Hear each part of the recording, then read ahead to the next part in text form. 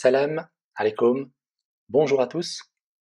Aujourd'hui, on va voir un sujet par rapport à la communication professionnelle. Et aujourd'hui, on va voir la vente.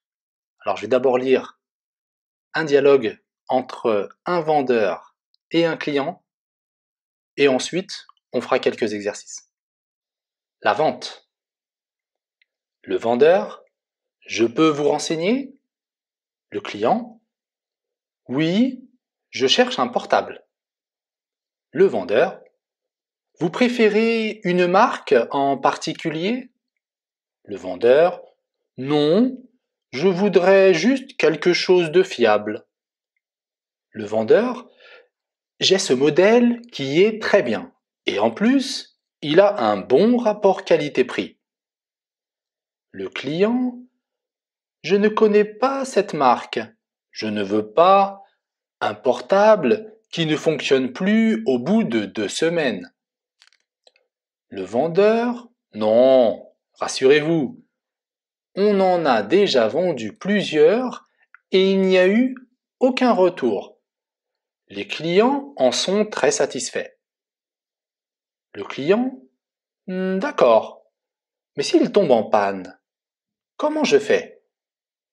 Le vendeur, le portable est garanti 2 ans, pièces et main-d'œuvre. Le client, bon, je vais réfléchir et je reviens vers vous. Le vendeur, il y a une promotion sur ce portable qui se termine aujourd'hui. Ce serait dommage de ne pas en profiter. Le client, dans ce cas, je vais le prendre. Le vendeur, vous payez comment? Le client, en espèces. Voilà. Voilà pour le petit dialogue, pour la mise en situation par rapport à la vente d'un portable. On va voir une première question. On va commencer par des questions sur le texte. On va voir d'abord que recherche le client. Deuxième question. Le vendeur propose un article. Quelle est la crainte du client? Troisième question. Que dit le vendeur pour rassurer le client? Et la quatrième. Le client hésite. Que dit le vendeur pour convaincre le client? Si vous voulez faire les questions avant les réponses, vous pouvez faire pause sur la vidéo, essayer de répondre aux questions, et après, vous contrôlez, vous regardez si les réponses sont bonnes. Donc maintenant, on va répondre directement aux questions. Que recherche le client? Le client, on nous le dit au tout début, le vendeur lui pose la question « Est-ce que je peux vous renseigner ?» Le client lui répond « Je cherche un portable ». Il cherche un téléphone portable. Deuxième question, le vendeur propose un article. Quelle est la crainte du client? C'est quoi la crainte, la peur? Le vendeur a proposé un téléphone portable et le client a peur. Il a une crainte. Quelle est cette crainte? Ici, le client, il nous dit, il ne veut pas. D'abord, il nous dit qu'il ne connaît pas la marque. Il dit, je ne connais pas cette marque de portable et je ne veux pas un portable qui ne fonctionne plus au bout de 2 semaines. C'est ça sa crainte, sa peur. Le client, il a peur d'acheter un téléphone et que ce soit un téléphone de mauvaise qualité et qu'il tombe en panne au bout de 2 semaines. Troisième question, que dit le vendeur pour le rassurer, pour rassurer le client? Que dit le vendeur pour rassurer le client? Alors ici, le vendeur, il lui dit d'abord que il a déjà vendu plusieurs modèles de ce téléphone et qu'il n'y a eu aucun retour. Aucun client n'est revenu le voir, n'est revenu dans le magasin pour lui dire le téléphone ne marche pas. Ça, c'est la première chose. Et la deuxième chose, il lui dit aussi que le portable est garanti 2 ans. D'accord? En cas de problème, il peut ramener le portable. Le portable est garanti 2 ans. Alors ici, le client hésite. Le client hésite. C'est quoi hésite? Ici, le client n'est pas sûr. Il hésite. Ah, je sais pas.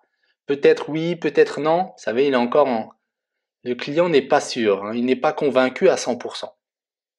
Et là, que dit le vendeur pour le convaincre, pour convaincre le client? Eh bien ici, le vendeur, il va conclure la vente en disant « Il y a une promotion sur ce portable ». Et donc, il lui dit que ce serait dommage de ne pas en profiter.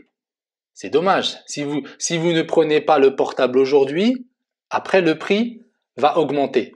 Voilà la technique que le vendeur utilise pour vendre, pour arriver à vendre le téléphone portable. Voilà pour les questions sur le texte. Avant de terminer, on va voir 3 remarques de grammaire.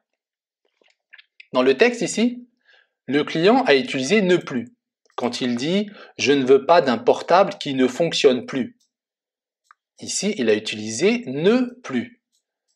Alors, c'est l'occasion pour voir à quel moment on utilise « ne plus ».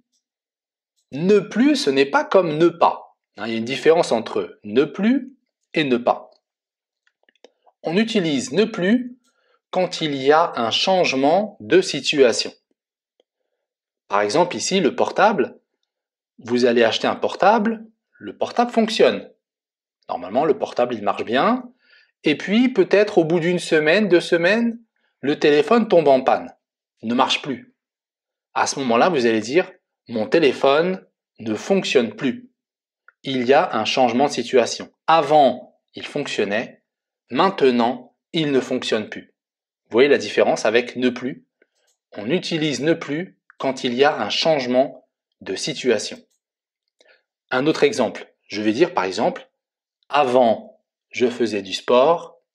Maintenant, je ne fais plus de sport. » Avant, je faisais du sport. Maintenant, je ne fais plus. Ne plus. Il y a un changement de situation. Avant, oui. Maintenant, non. Voilà pourquoi on utilise « ne plus ». Deuxième remarque, le pronom « en ». Ici, c'est le vendeur qui nous dit « les clients en sont très satisfaits ».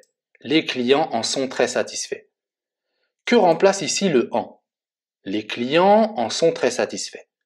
Ici, le vendeur, il parle du téléphone portable.